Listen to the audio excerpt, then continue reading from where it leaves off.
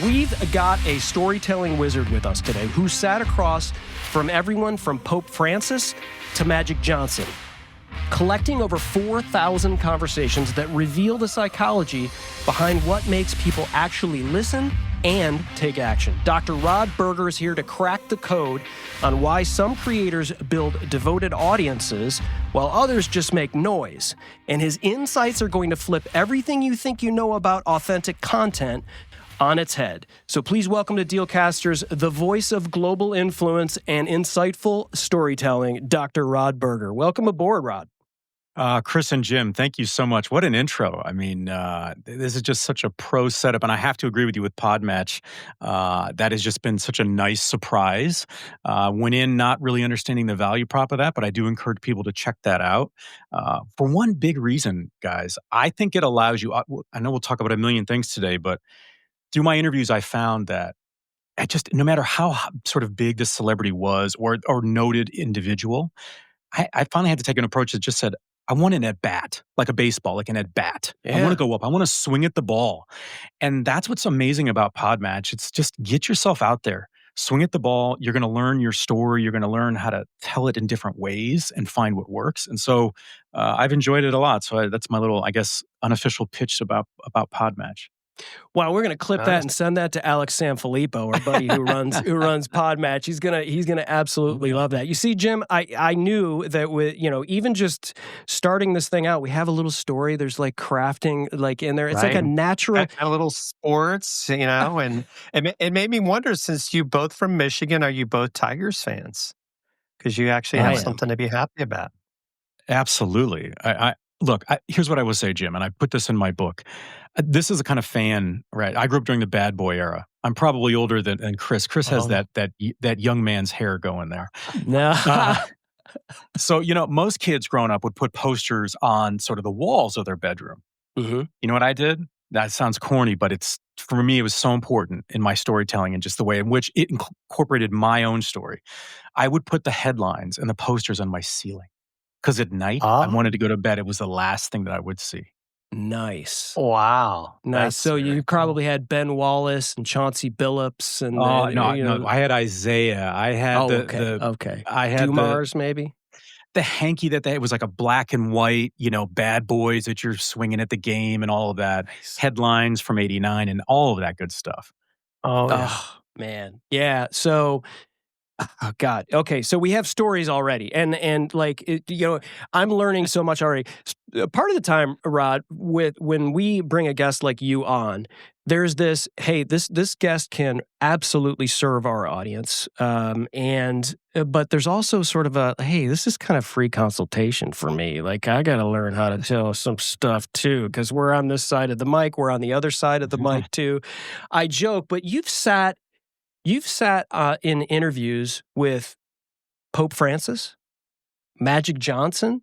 I saw recently a UFC champion, Khabib Nurmagomedov. What would you say is the one storytelling mistake, maybe, that you see creators making that immediately kills that audience connection? Love that question, Chris. I think it's that it's all inverted, right? The agenda drives the creation. And I think I think you need to have it loosely in mind, especially in a corporate space when you're thinking about marketing, right? There's some things that you want to hit. But the problem is you're backfilling with messages that don't connect. And so I never go in with an agenda. I learned that early on in my interviewing, that if I was going to be my best, it could not be based on an agenda, that I want to get something out of somebody. This is one of my rules, and not everybody is in the media to what the three of us do and the way we participate in conversations publicly. But I'll tell people, look, if you want me to talk about things that I can find in a press release, then I'm the wrong guy. Because to me, that's lazy storytelling. Yeah. But now in a world of AI, you can package these things together in a matter of moments if you understand long-form prompts and you understand that if you put good information in, you can get good information out.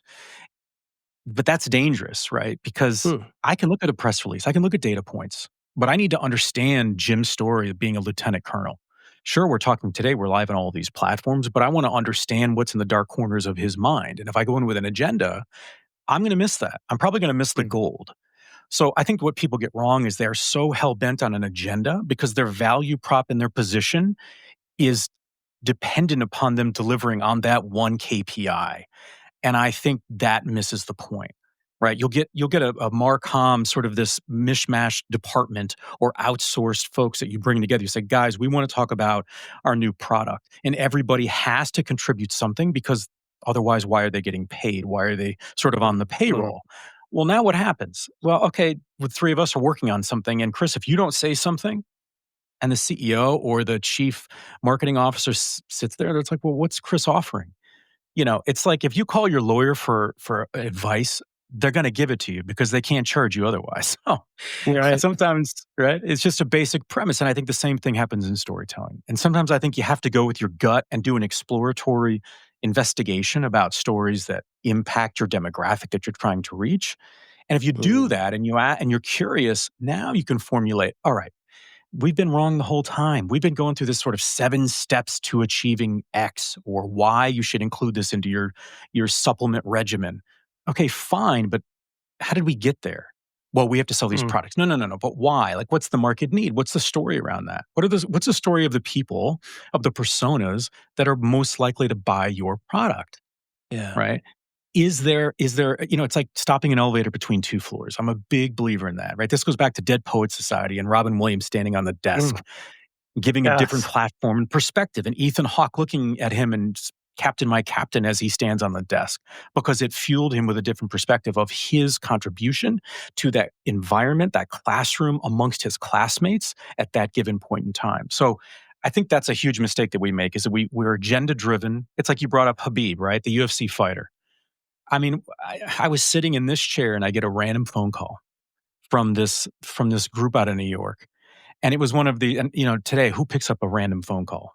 I don't. I don't. For whatever reason, I did, and it was this person who said, "Hey, Rod, you don't know who I am, but we were in a meeting about Habib, the UFC Hall of Famer, and your name popped up as someone who might do something different." Yeah. Okay. I had nothing to lose, so I said, "Wow, this is interesting." And I said, "Well, given the language and the translation potential issues, I think this should be done in person because I had nothing to lose, right?" And they said, "Oh, yeah, you're probably right." And then I said, "Well, let's go a step further. It's just a random phone call on a Monday."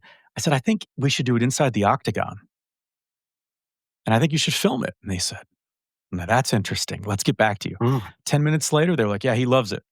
And then, a couple weeks later, I'm down in Miami inside the octagon interviewing the guy. Now, I was Yeah. Wow. told by everybody, don't ask him this, don't ask him that, right? Okay. Fine, whatever. I sort of ignore that because I'm not going in with an agenda. So it's never going to be on my sort of call list to then Mm. go down and ask, right? Yeah. And guess what? He didn't talk about fighting. He talked about post sort of fighting career and his Mm. dream of going back to Dagestan and selling vegetables to local villagers in his community. Wow. Then they sent those Mm. clips out. They went viral, millions of views. And I did the thing that we normally shy away from, which was like, look at the comments. People loved that they got to know him in a way that was very different than tactically, like what happened when he fought McGregor or things like that. Um, and that's because there's no Wow. agenda going into it. And Yeah. sometimes you have to trust your gut. Even in Okay. professional settings, it's like, how would this land if I saw this ad on a Saturday with my family? Right? It's going to land different here in the office or over a Zoom. Like, am I going to care? And that's the Yeah. thing. I think if you go without an agenda at the front end of it, you can work on scripts that actually connect with people. But if everybody's value prop is in contributing something at that conference room table, you're sort of at a loss. And that's where I think the leaders have to set the stage, right? Like McKinsey just came out with a report last week about it. Again, storytelling is everywhere in every domain of our lives. How do we tell better stories? Mm. Because of the importance of pulling people in and going, look, Jim and Chris, I'm new, in essence, I'm new to the company, but I believe in their story. I believe that I can participate on the proverbial stage with them, even if I am the standalone oak tree in the back corner, because at this point in my career, I can learn from them and I know I can contribute. And the tree is part of the environment, and that is just as important as who's talking center stage. Wow. Outstanding. So we often talk to people to create some sort of structure or some sort of outline when they're doing an interview or even when they're going in to be a guest. And we say, just never wing it because that usually ends up. But it sounds to me like there's a lot of winging going on before even you're interviewing UFC champions.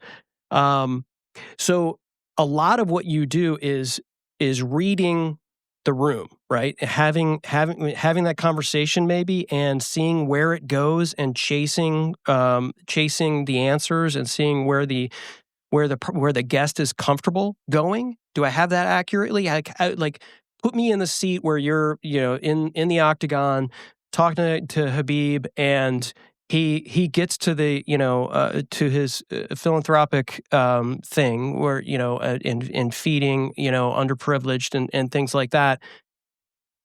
How does it go there? How did you get there? Because, and then, in order to make it different, how did you get him to tell that story? I love that you brought up sort of winging it, and so guilty as charged in some manner, right? And I would Mhm. look. I wasn't born. I had to put in the time in the 4,000 interviews and all of that and counting. Mm. Early on, I will say that I would take like if I was going to interview you guys, I would do it 2 weeks out so that I had 2 weeks to dive into your backgrounds and find whatever I could. That's just that general sort of panic. You want to be prepared. You want to be professional. You don't want to be stuck with a camera on you, freezing. We all have that sort of Mhm. fear of like freeze, right? Um, but then I had an instance where an interview got rescheduled. Something happened where it wasn't going to be in a few days. It was going to be like in an hour or two, and I didn't have any extra time, obviously, to prep. So I'm a child of Star Wars, and I had to sort of channel the Obi-Wan Kenobi and like go with the force, right? Like trust the force. Yeah. Trust my general curiosity about people. And I found that sure it might be sort of accused as being winging it during an interview, but there's something that you exchange with another individual, and it doesn't have to be in person. It can be digitally. That is just saying we're in this together, right? So it is that metaphorical dance with somebody. And if I'm curious about some just general human elements, stuff automatically comes out. And only because I've done so many interviews, I there's only one interview out of all of those interviews where I look back and think, "Wow, I wouldn't want to do that one again." And funny Really? enough, it was the CEO who I like immensely, incredibly accomplished.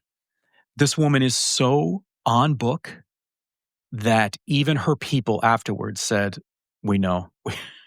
It's the hardest gig ever," right? But she's an amazing human being, but she's so on book. She does not divert at all.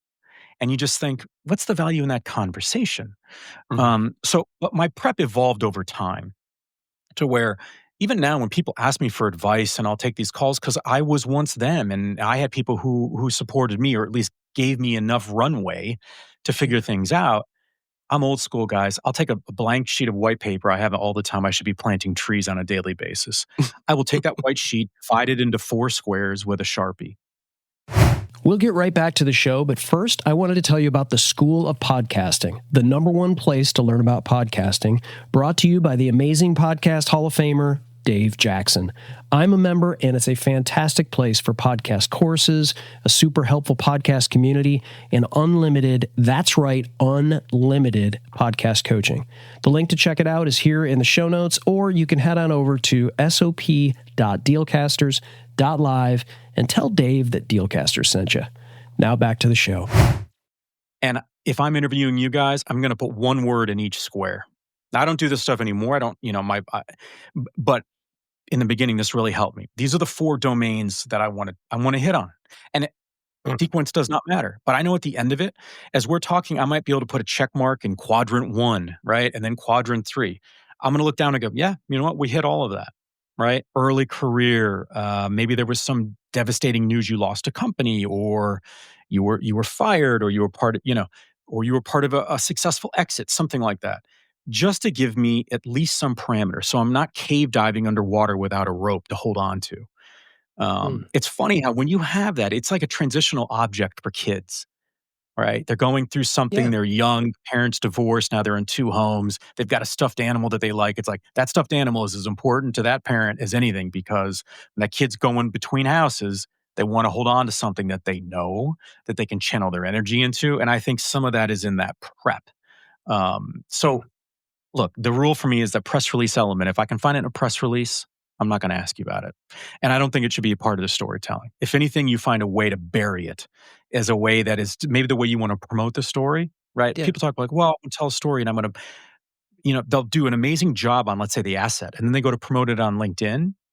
And whatever the pros are within that post, it's like secondary. They think about it's just like a company that works on the product. And at the very end, they say, oh, now we need to talk to marketing. It's like, well, marketing should have been in there from like at least day 2, maybe not day 1, right?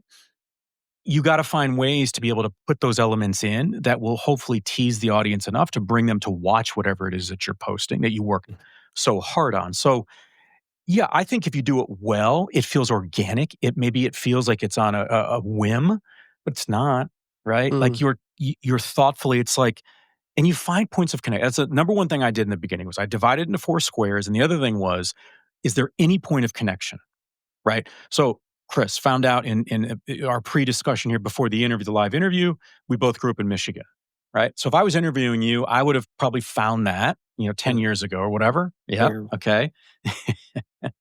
And I would have used that either in the interview or right before because it's just going to level set stuff where you're going to Yeah. give me enough grace to find my way. And hopefully I find it pretty quickly. And if I extend and ask you something personal, it'll be okay. Right. It'll be okay. And I think as you get better at it in your storytelling, you can take bigger risks. And people would say that they're risks. I don't see them as risks, right? It's like Mm. when I interviewed Mario Lopez, right? First thing I asked him was if his hair color if it was real, right? I wanted to know. That's like asking a woman her age. Come on. Right, and he was great about it. He was great about it. And of course, I Mhm. joke because my hair is not as dark and flowing as Mario Lopez, as we see like on Access Hollywood. But it was a way to break the ice, Sure. say I'm human, and so I think that that's a part of it. But God, if people can walk away going, I've never had an interview like that, or I never worked on capturing a story in that way. You've done something right. God, that's Wow. a huge goal for podcasters right there. Because there's a ton of people. We always say this to folks, Rod, is anybody can do a podcast. I mean, it's pretty, it's getting easier And and anybody easier every day. does. Right. That's it. But not everyone can do a good podcast. And so or interview. And a lot of people they want to be Barbara Walters or they want to be, Brian Gumble or insert, Howard Stern, whoever a great interviewer is. How important is it? Because I've noticed throughout the course of our conversation, just getting to know each other here for the first few minutes,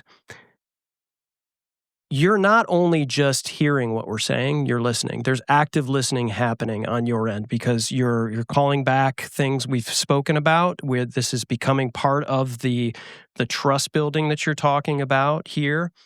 Talk about how important active listening is for both sides of the mic. So it speaks to the value of silence. And I would say that I should absolutely pay homage to my training in my past life of getting my doctorate in clinical psychology and understanding clinical intakes. And that when you're sitting in the room across from somebody that is suicidal or going through a divorce or a kid that sadly has been abused or is in an abusive environment, you become very keenly aware of your physical presence in the room. You become keenly aware of the power of silence and providing the best intention and unbiased environment for them to share whatever it is they want to share. And so I think that that's been a big part of how I've tried to approach conversations with people and understanding that the little things that you pick up on from hearing that's the stuff that lets people know that you're paying attention. It's funny because, sadly I won't tell you how much I spent on my degree, right? And nothing against my old world, right? And colleagues and friends to this day. But really, when you boil it all down, I remember there was someone that I was working with, and I made an offhanded comment. I was at this community clinic, just sort of sharpening my skills. And I remember saying to this individual that I had thought about them when I had been at the grocery store. Something reminded me of something, the story that maybe they had shared in this session. And they lit up because I referenced that I had thought about them outside of a organized, sort of predetermined arrangement, which was our session, our weekly session. And I think that stands a test of time. That when people, this is how relationships sort of grow, with friendships, romantic relationships, the way in which our kids, I think, understand that we love them when they're at school, even if they're not in front of us.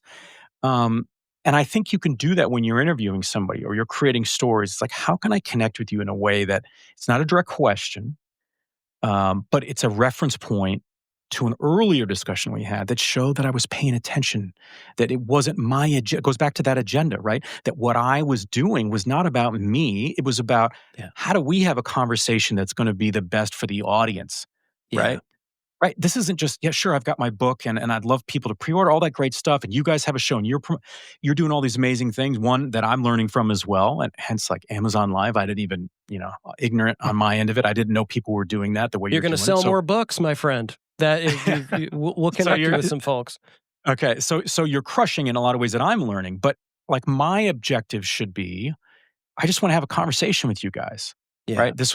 You took a risk on me and I took a risk on you, in sort of joining together and having this conversation. And I think that then it provides something hopefully that's unique for the audience that's trying to either, I don't know, learn from one of us, but it's not just about me. And that goes back to that agenda piece. So you're exactly right. Listening and then like hearing somebody, because that's the goal. When you pick up on stuff that they don't say, the way that they lean in or they don't, man, that's a skill that I hope my kids learn. I hope they're Yeah. learning.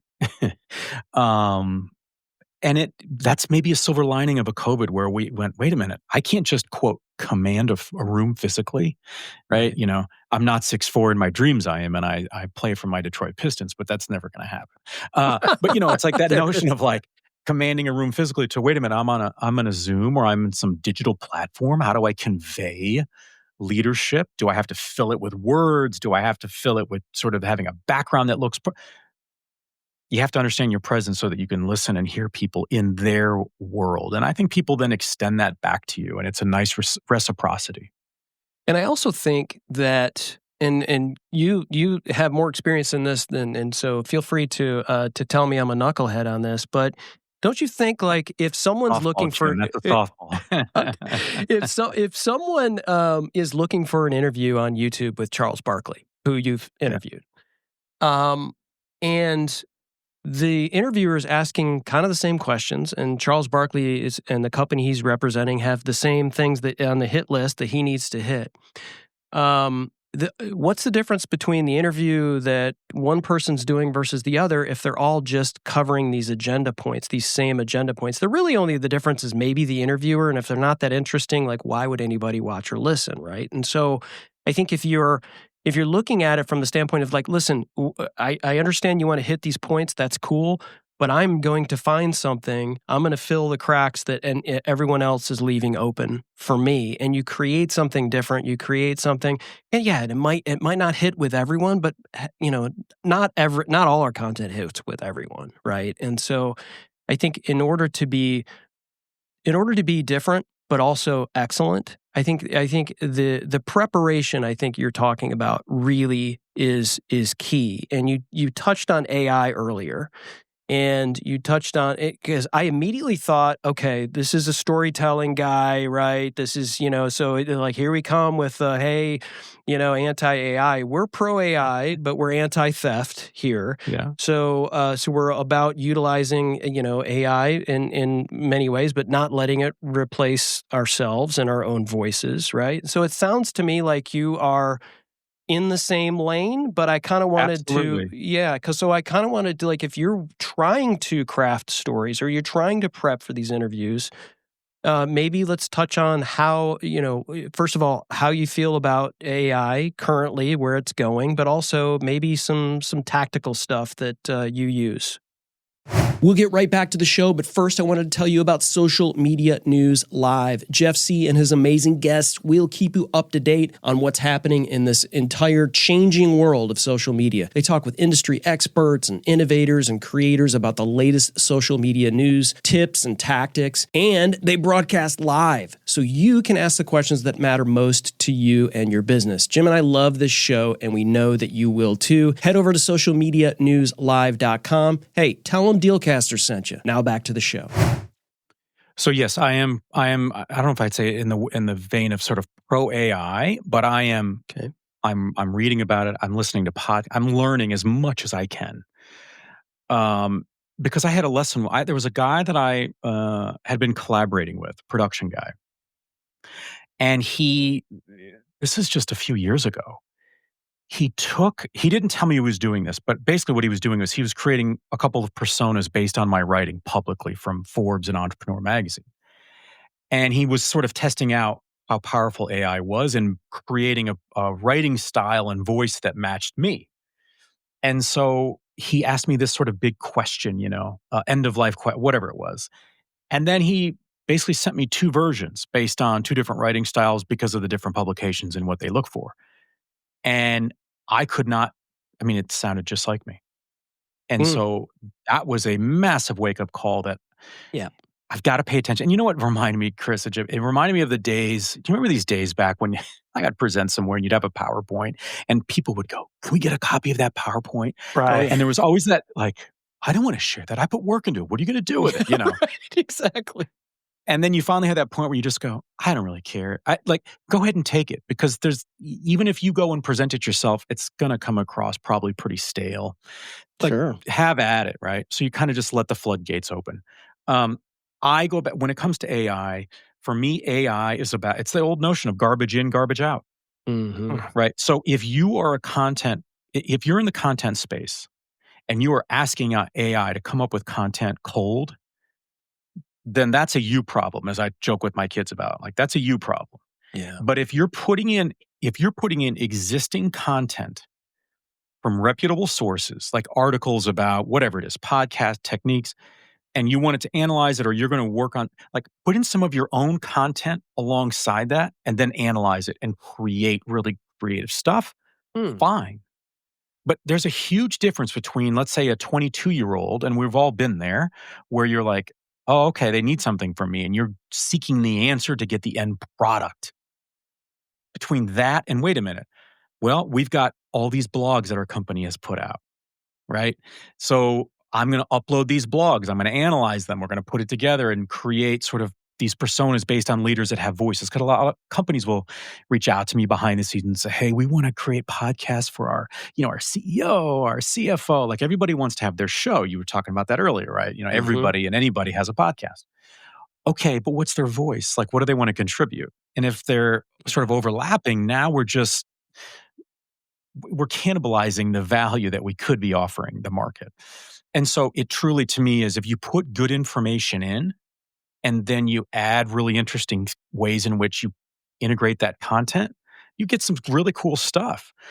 So when I see stuff that I just know, there's no way that individual wrote something. Like, fine, they used AI, but if they were just putting prompts in, read the Wall Street Journal and give me a synopsis of this, or create newsletter copy from literally nothing, I think you're going to get further and further from it. And you do run the risk of something coming out. It's not even about something being accurate, but I think it's at that moment in time when the CEO's on stage and it's a Q&A, or they're being interviewed by you guys, and you reference something that they wrote, in quotes, or that the company did, and they have no connection to it. Even if they have an answer, you sense it's like, you don't know it.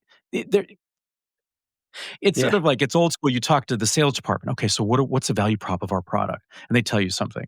And you go to leadership and you go, all right, what's the value prop of this product line?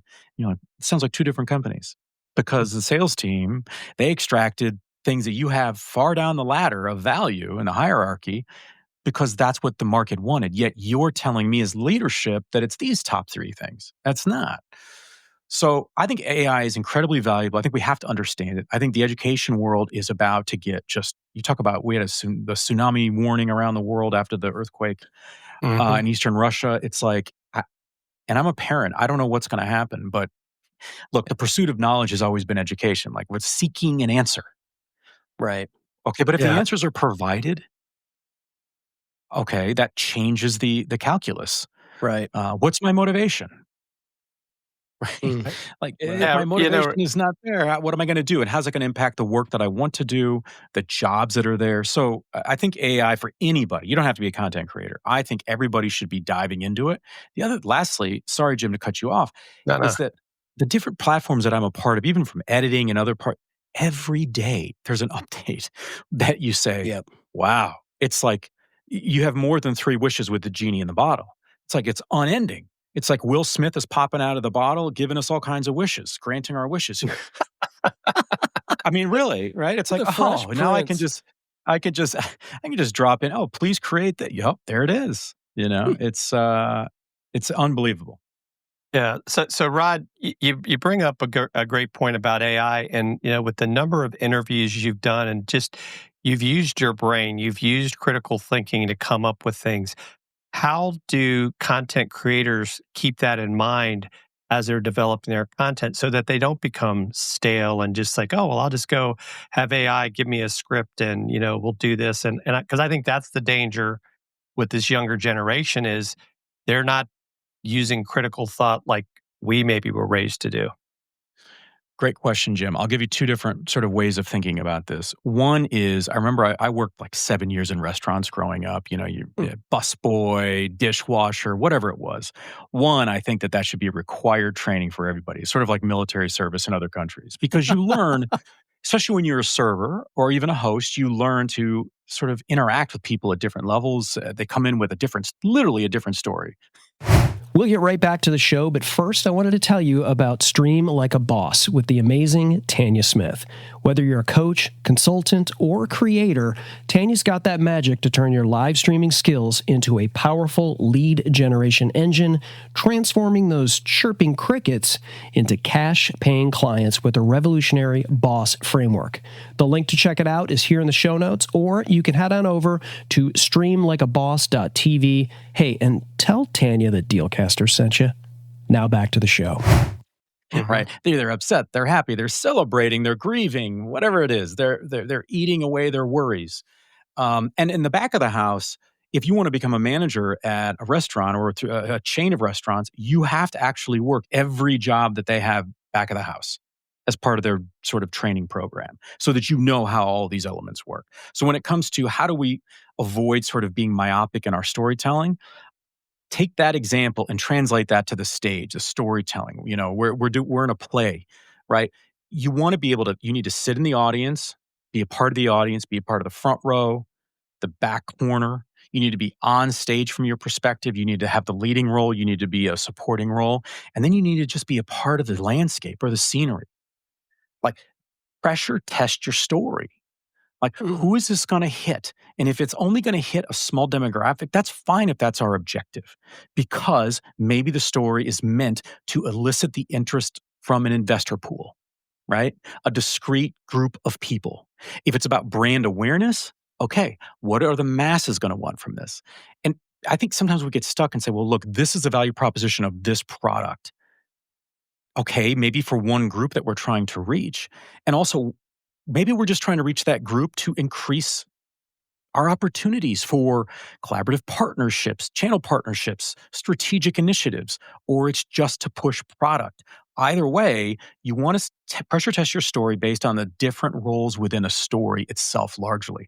And I love thinking about it from a stage perspective, right? It's that third grade, you're the oak tree, you're the lead character coming out, and I'll talk about like chalking the field. Okay, we go back to athletics and sports and my love of that. It sounds like you guys as well. Same thing on stage. It's like, look, you're going to know your boundaries.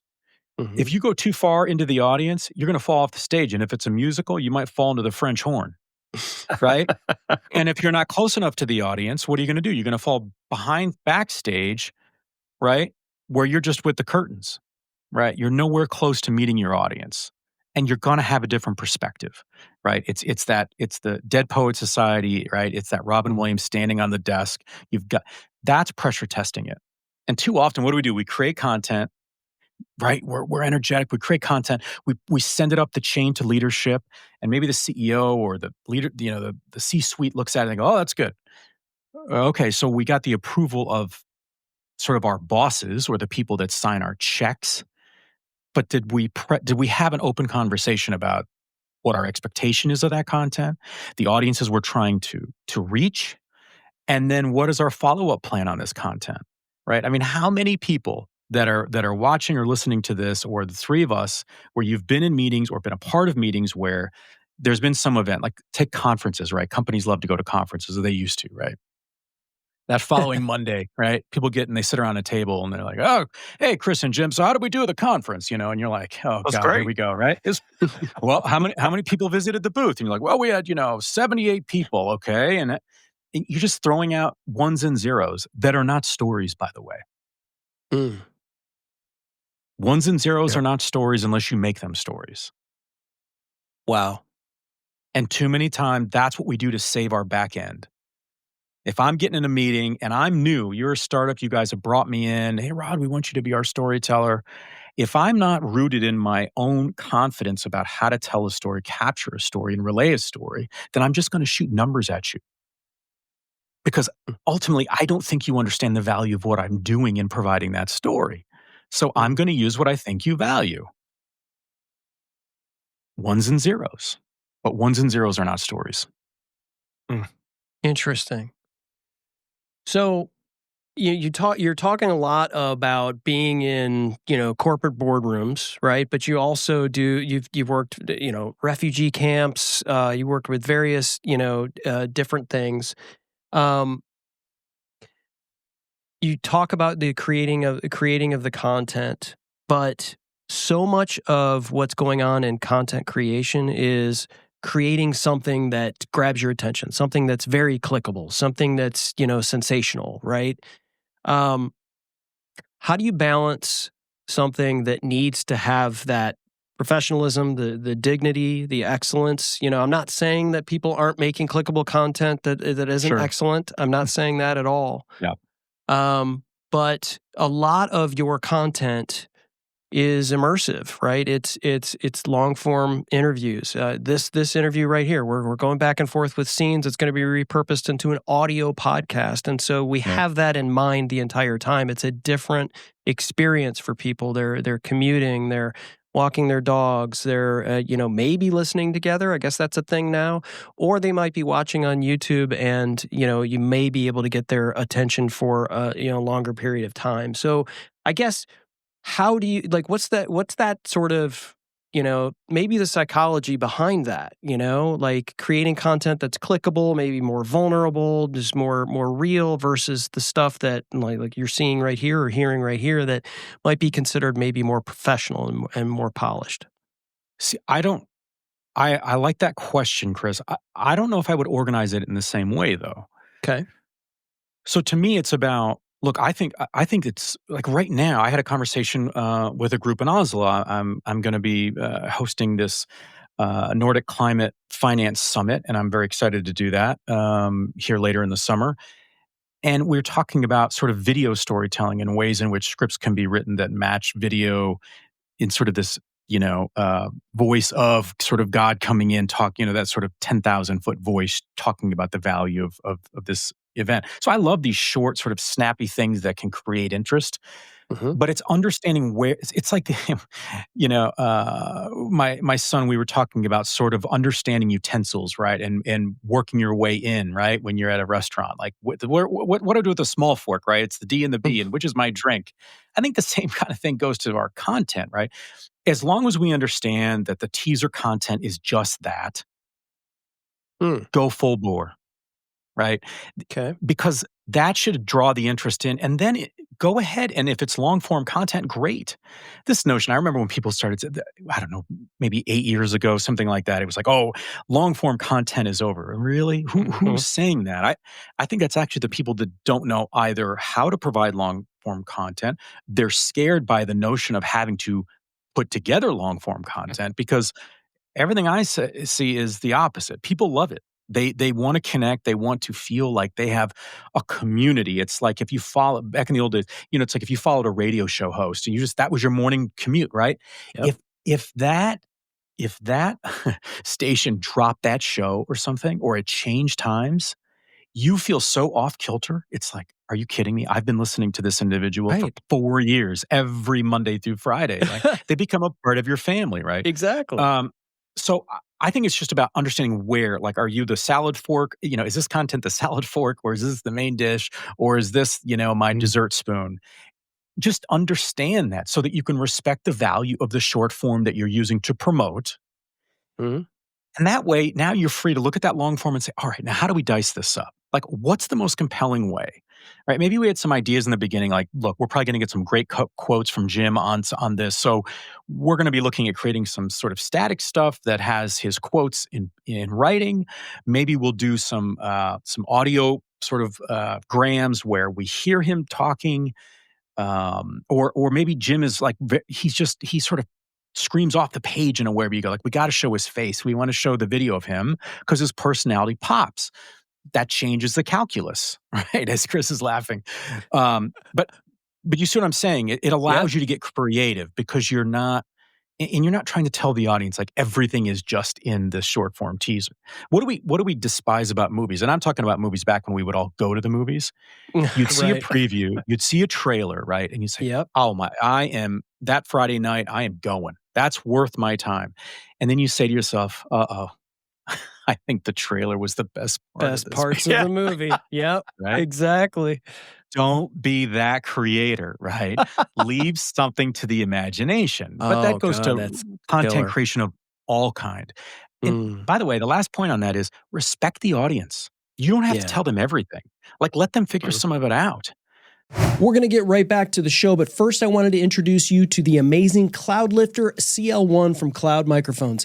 This amazing little blue box boosts your dynamic podcast mic signal for pristine audio quality in just seconds. Jim and I love ours, and you can snag one of these CL1s or new Cloudlifter X's for yourself from the links in the show notes below. Elevate your audio content with the Cloudlifter. Now, back to the show. Like, don't, I think, cheapen their experience where you just literally lay that out, which is why it's funny. I don't know if we'll get into this at all, or people are, so many people have podcasts and also so many people are writing books, especially because of self-publishing. But like, I'm not the guy that's going to give you the 7 steps to anything. Like, that's not in my DNA, because I think that leaves behind origination and originality, I should say. And, it's like, okay, how do I bottle this together? I mean, it's funny, this is very cynical of me, but I think people, especially in the West and for the audience that's in the US, and maybe they did this in Canada as well or Europe, but it's like, I don't know what grade it is, but all right, we want you to write out all the steps you take when you're brushing your teeth. And as a kid, you're like, oh, wow, I didn't realize I stepped up to the, the counter. And then it's like, we didn't like doing it then. What means I want to do this now? Like anybody. And now with AI, you can generate a sort of a quote ebook on the 10 things to do in a nanosecond, especially if you're getting good at your prompts. Sure, that's a short-term win, but we're talking about content that I think sticks. I think you have to be more original with that and be willing to explore that long form and understand the value of the short form teaser.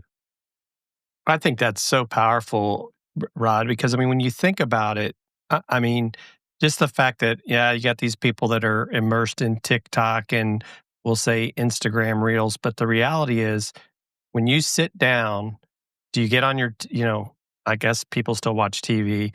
Do you sit there and say, oh, I want to watch something for a minute and then watch something else? No, you sit there or like we'll binge watch things. Like we'll binge watch a series. Chris and I were talking about the show that you were a part of on Netflix, the Big Blue, is it Big Blue Water, Chris? I might have got the name wrong. But that sort of stuff is like, that's interesting. I want to learn more about it. I don't want to just have oh, look, 30-second, 60-second clip. That was great. Yeah, I think people want, it's funny, I had the chance to interview Daniel Pink years ago, and I'm a big fan of his, and he's always been very kind. Like once a year, I'll shoot him an email and we'll correspond. And he has this he has this notion where he talks about we're stimulus rich but context poor. Mm. And I love that because it goes back to he had a book, don't quote me on this, I think it was like '08, '09, something like that. I think it's called A Whole New Mind. And I love the premise of it because it's sort of like the more evolved that we get, sort of everything folds in on itself and becomes simpler. Design, like different elements. And so I think that that comes to our storytelling as well. And because things are moving at such a pace, we actually do want to slow down and we want to feel connected. And that I think is the power of this medium, which is the audio component, audio and video and storytelling and interviewing people, is that we want to know that people are out there. It's like we've landed on a planet and we're sort of looking to Yep. like tap into a signal we don't know that's there, but like, oh, wait, Chris and Jim are on the other side of the moon. I'm going to get over there because I need that sort of human connection. So I think that, while we are stimulus rich, we're dying for context. We're dying to understand what role we could play in someone else's larger story or one that we could produce together. All right, so we've talked about a book coming, yet we haven't talked about the book, and here we are, most of the way through the What a interview. teaser, huh, Chris? Yes, yes. So I'm just gonna go there because Rod, you're gonna talk about everything but the book, but we've got to talk about the book, and this book is called The Narrative Edge, and if you're watching over on Amazon.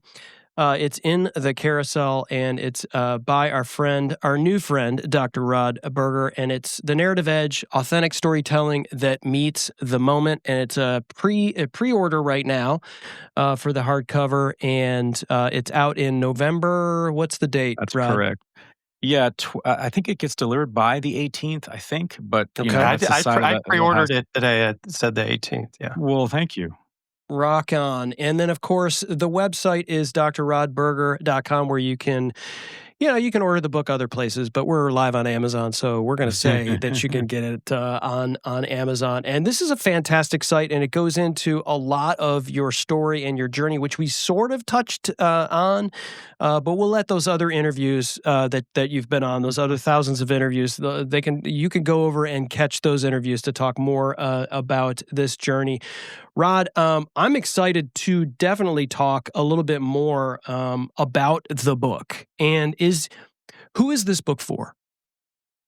Such a good question. In the beginning, I don't know if I knew exactly, in essence, who it was for when Wiley reached out to me. I was definitely one of the lucky ones, knock on wood. I would not profess that, I know how lucky I am that the publisher came to me. And that was one of the first questions, like, who's it for? I kind of went back to my roots of just being curious. And I thought, you know what? I have to honor the way in which I've approached all of this. This is not for one specific group. I want this to be a book for, and not, I should say this. Let's say you're a CEO. I don't want you to just read this in your role as a CEO. I want you to read this in your role as a CEO, as a mother, a wife, a sister, a father, a husband, a brother, an uncle, a community member, a community coach, and a youth coach. This is for anybody and everybody who wants to understand the role of story in their life.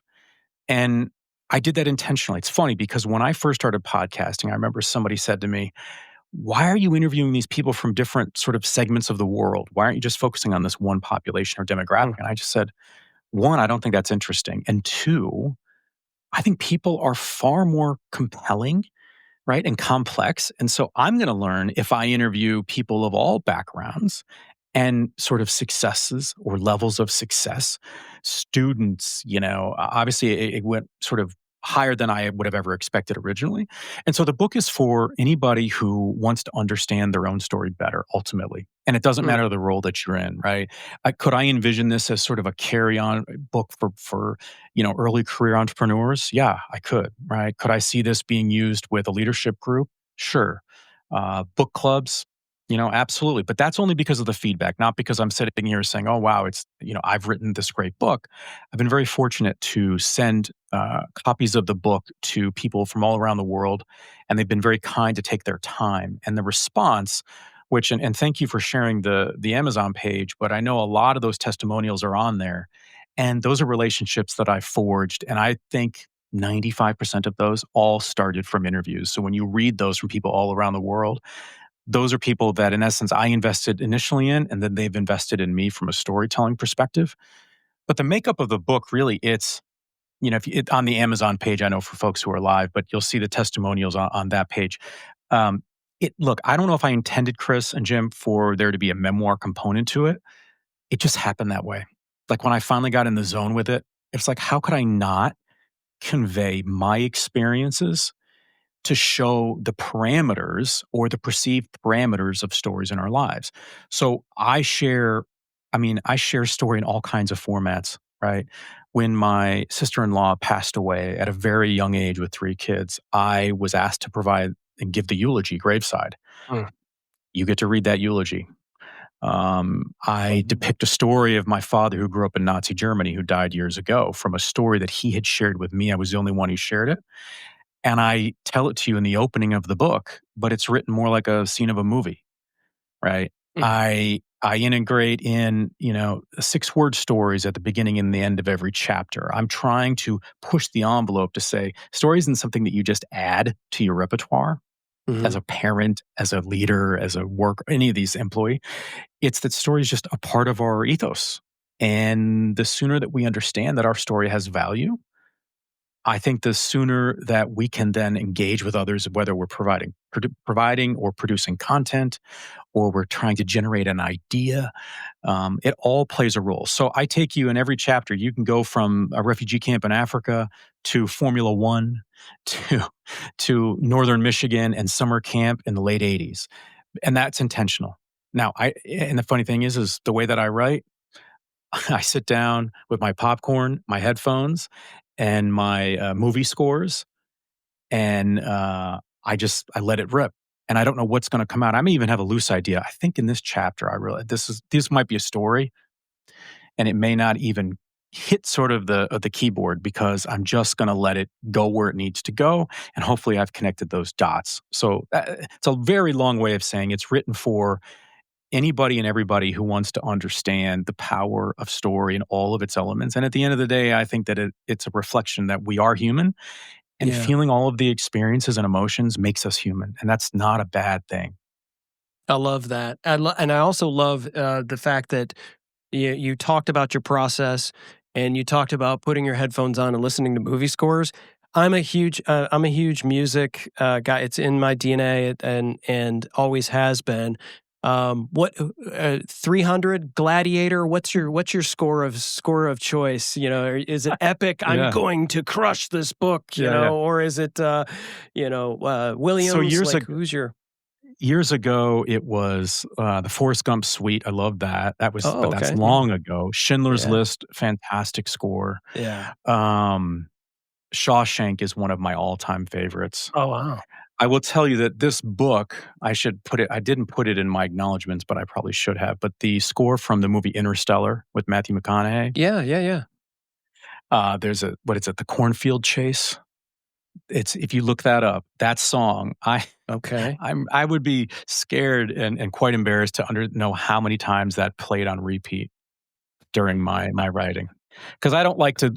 Once I hear something, it gets me sort of into a zone, and I can go for hours on that song, just on repeat. Oh, that's awesome! That's awesome, and then it's stuck in your head throughout the day. So back to the book, and we've talked to a number of people that storytelling is their thing, and we understand the value of it. There's no question. It's what can separate you from anyone else who might be doing kind of the same thing. There's more value to it, but that's in our world that's a huge component of it. And so a lot of times when people sit down to say, I need to craft a story around something, or I need to have my own story, they think that because they don't have the story where they were mountain climbing and they fell and broke their leg and were starving for 2 days, and then somehow they find their way back to a camp, or whatever, that where you hear all these other people who have stories like that's what they kind of lead with. If they just have what they feel like is a regular life, How do you work with people to kind of identify what might be a story and then how to craft that and bring that forward? Love that question. A couple things, and I do this on the side. I'll work with senior leadership who are looking to sort of find their voice is really how they will come to me. Yeah. And it's through a series of interviews and conversations to understand what rabbit holes that either go down or that they avoid, and then figuring out that space Okay. between the two. Um, Hmm. so it's and I love how you phrase that question because I remember. So, and I talk about this in the book. I was very lucky. I had a teacher when I was a sophomore, my geometry teacher, who said to me one day, "I think you ought to join this nonprofit, right?" And it was about sort of supporting community and kids. It was just a feel good kind of a group. I was I avoided trouble like the plague, right? I did not get in trouble. I'm not saying I'm proud of this, whatever, but I was sort of very regimented, and I fell in line growing up as a kid. It's probably because of my rearing with my late German father, right, who was much Hmm. older.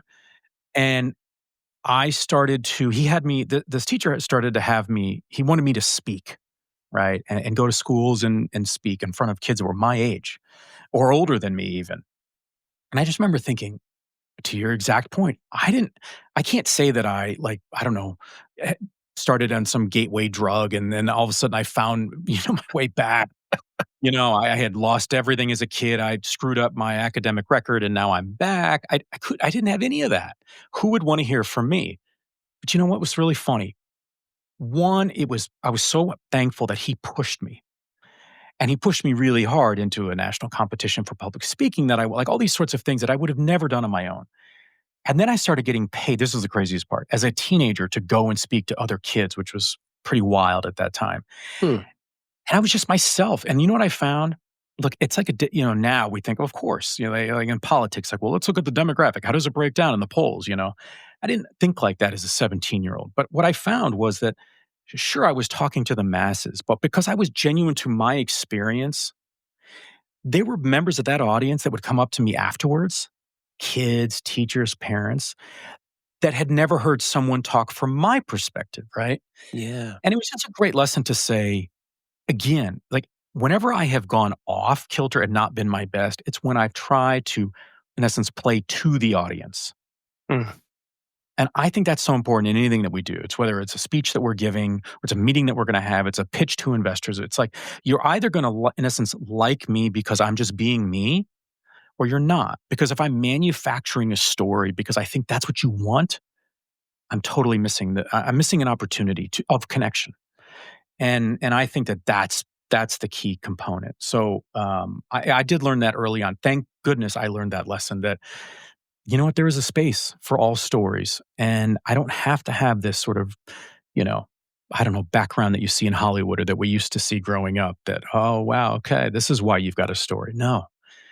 And that was very important for me. I don't know if I'd be here today if I had not had that experience or those experiences. Mm.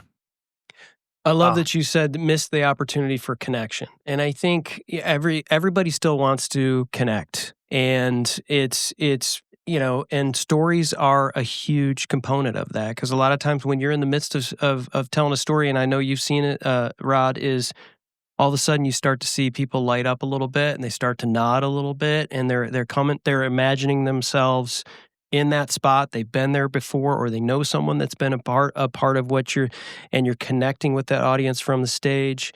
And those And naysayers, Chris, sorry to, but like the no, please. naysayers who say, oh, story, come on, that's whatever. It's like soft skills or something like that.